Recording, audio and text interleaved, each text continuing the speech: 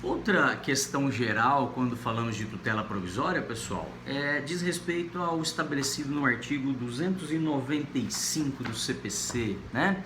O 295 do CPC, ele menciona o seguinte: a tutela provisória requerida em caráter incidental independe do pagamento de custas.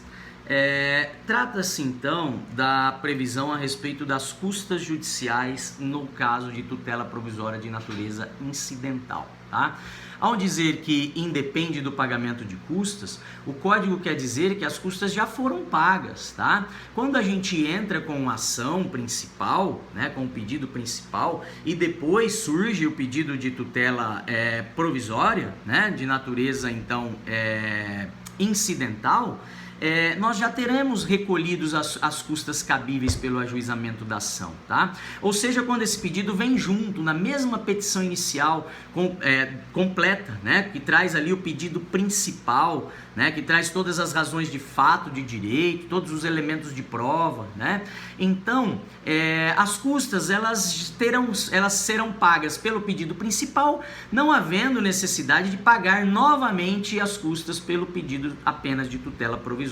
Tá? Então, o que diz o código no 295 é que esse caso de tutela provisória de caráter incidental independe do pagamento de custas, uma vez que essas já deverão ter sido pagas quando do ajuizamento da ação, tá? Exceto, claro, se a parte for beneficiária da gratuidade de justiça.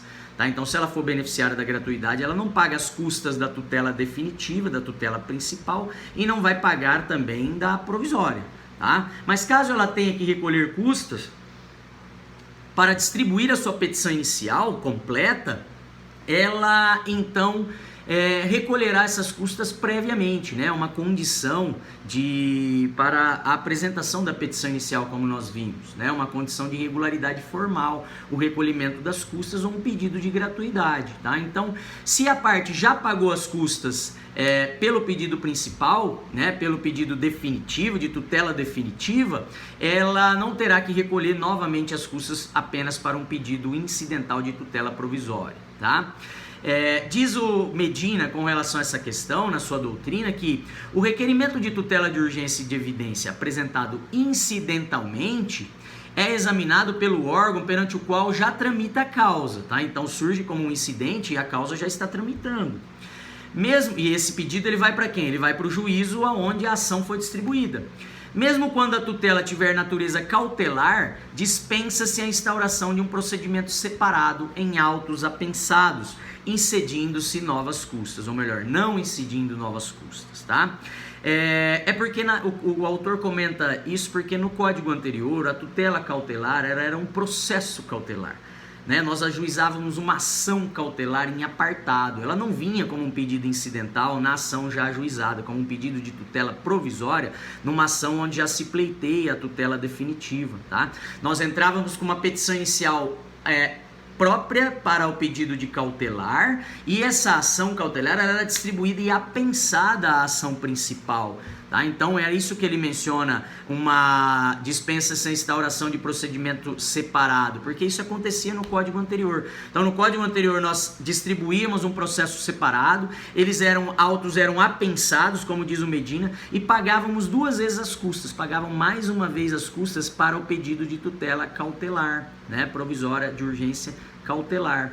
Agora não há mais a necessidade, né? Por ser a tutela cautelar um tipo de tutela provisória de urgência, nós vamos requerer no processo de maneira incidental, que é isso que o 295 trata, num processo onde já se pede a tutela definitiva. Então as custas já terão sido recolhidas uma vez, não há necessidade de recolhimento novamente, ok?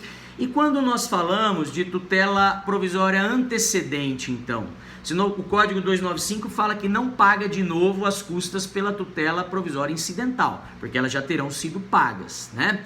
E no caso das custas judiciais, nas tutelas provisórias de caráter antecedente, aquele que a parte ainda só pediu a tutela provisória na petição inicial, uma petição inicial parcial ainda, não completa, não traz todos os demais pedidos, inclusive o de tutela definitiva, né?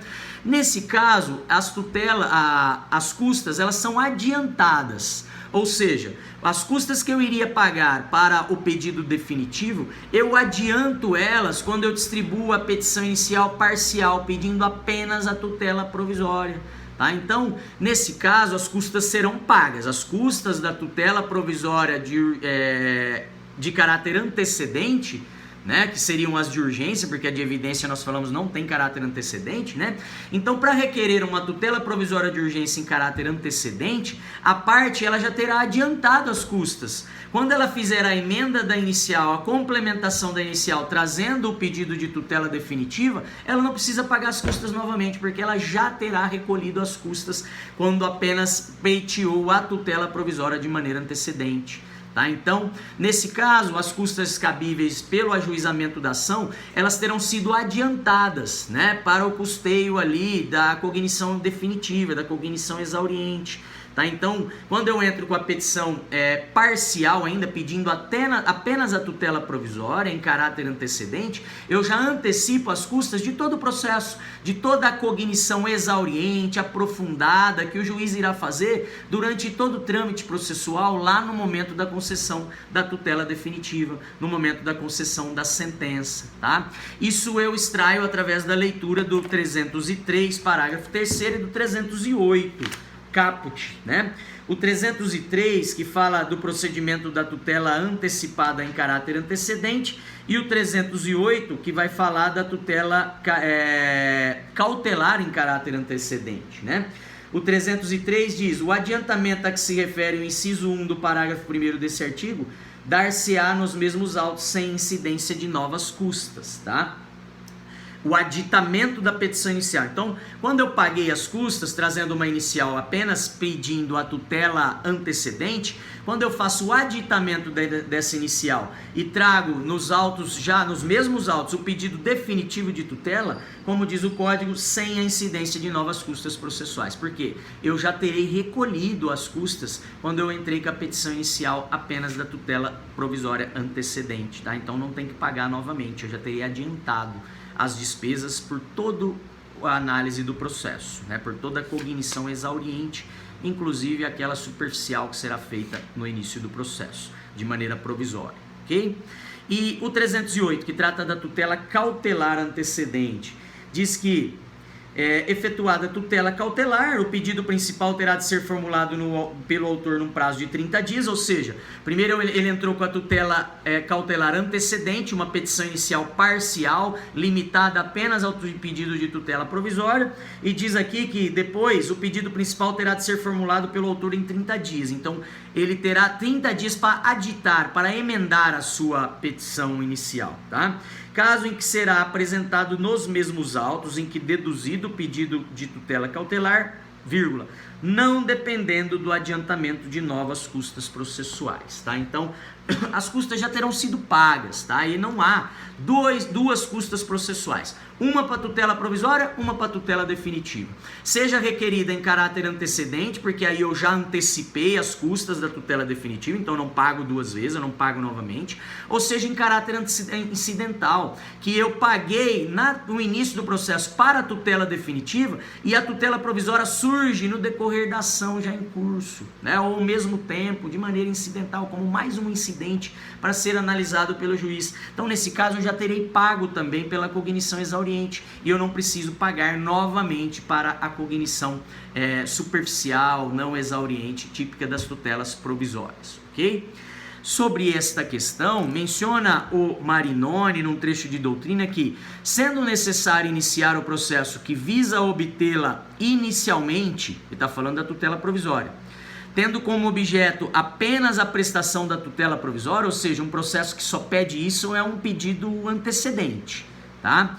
Então, também se desloca para este momento o ônus de adiantar as despesas processuais, tá? Então, se eu vou entrar com uma petição inicial parcial ainda, pedindo apenas a tutela provisória, depois eu vou emendar para trazer a petição completa com todos os demais pedidos, eu vou antecipar as custas no momento do pedido de tutela provisória, tá? Antecedente. Então, eu adianto as custas, depois eu não tenho que recolhê-las novamente, ok?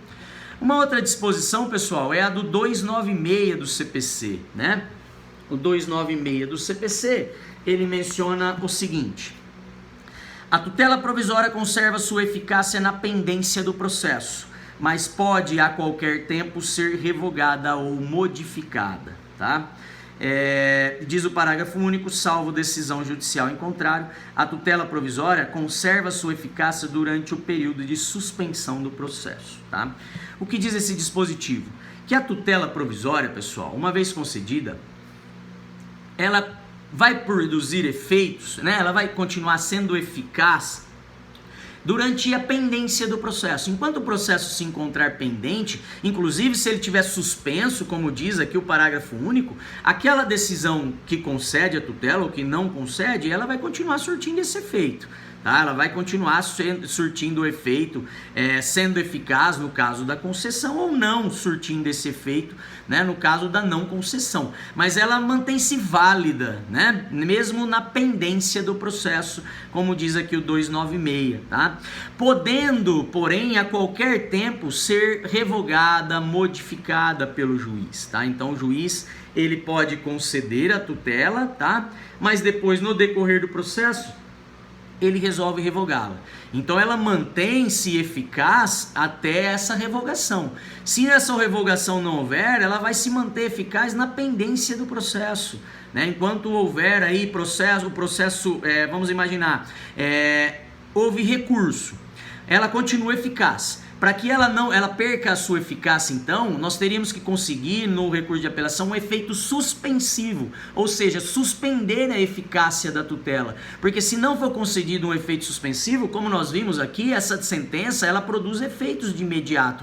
E a tutela provisória, né, que venha a ser reafirmada na sentença, ela vai se manter eficaz. Então, ela surte efeito durante todo o trâmite do processo, até a sentença, porque depois da sentença, ela deixa de ser provisória, ela passa a ser uma tutela definitiva e ela vai então ser absorvida pela sentença quando o juiz mantém a tutela provisória na sentença, tá? Então, essa é a noção, né, do que o 296 prevê, de que aquela decisão provisória, ela não perde eficácia ao menos que o juiz revogue ela, ao menos que o juiz modifique ela no decorrer do processo, porque enquanto pendente o processo, ela se mantém eficaz, capaz de surtir efeitos, passível de uma execução provisória, ou seja, de buscar o seu cumprimento, né, até que a parte contrária consiga um efeito suspensivo em sede recursal, tá? Ainda temos que mencionar que no final, no momento da sentença, da prolação da sentença, né, a absorção da tutela provisória pela tutela final, pela tutela definitiva, que é essa concedida por meio da sentença, tá?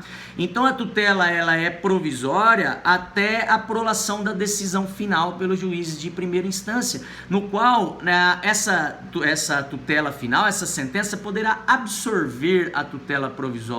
Quando nós falamos absorver, significa se o juiz mantém, se o juiz modifica, né, concede de uma outra maneira, de maneira parcial, ou concedeu parcialmente, resolve depois na sentença conceder de maneira total a tutela pretendida, né, ou ele pode também revogar a tutela. Concedeu de maneira provisória no curso do processo, mas no momento da sentença, revisando, ou melhor, fazendo uma cognição mais aprofundada, uma cognição exauriente, plena, ele resolve revogar a sentença, revogar a tutela provisória nesta sentença. Então, a sentença, que é a tutela definitiva, ela vai absorver aquela tutela dada de maneira provisória, né? Porque é típico de uma tutela provisória, como o próprio nome diz, e que ela não se mantenha perpetuamente ali, fica constantemente surtindo efeitos, né? Ela será provisória até o momento que ela se torna definitiva, ok?